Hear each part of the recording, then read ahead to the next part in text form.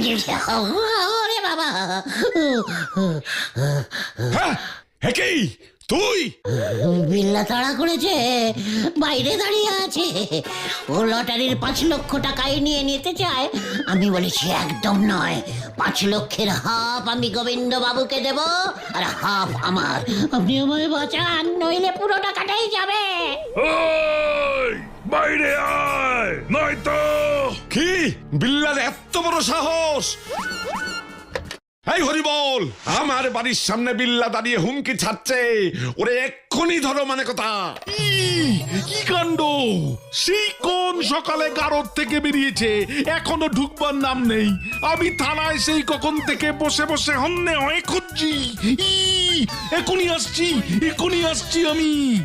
তো তুমি আমারে অর্ধেক টাকা দেবে, মানে কথা, সেটা আগে বললেই তো ল্যাঠা চুকে যেত। আমি ওই বিল্লা পাঁচটাকে কাজে লাগাতাম না।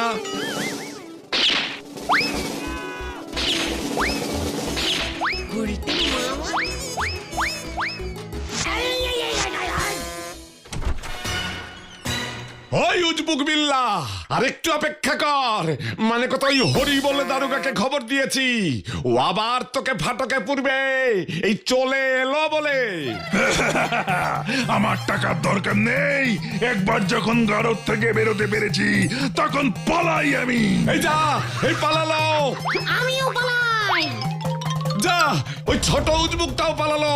একই রে, মানে কথা একই হচ্ছে। কোথায় কোথায় কোথায় বিল্লা, কোথায় বিল্লা? আরে দুর্বলদ, ওই দিকে পালিয়েছে। আমার বিড়ালটা ওই দিকে গেছে। হরি বল, তুমি ওই দিকে যাও, আমি এই দিকে। দুটোকেই গজিয়ে দিয়েছি রে পাঁচু। গুলটে বাবা, তোমার জামার পকেটে লটারির টিকিটটা আছে কিন্তু। কোথায় কোথায় গেল ওই গুলটে? কোথায় কোথায় গেল ওই গুলটে? আমারে উজবুক বানানোর বার করছি। লটারি শুদ্ধ, মানে কথা, ওরে আমি চিবিয়ে খাবো।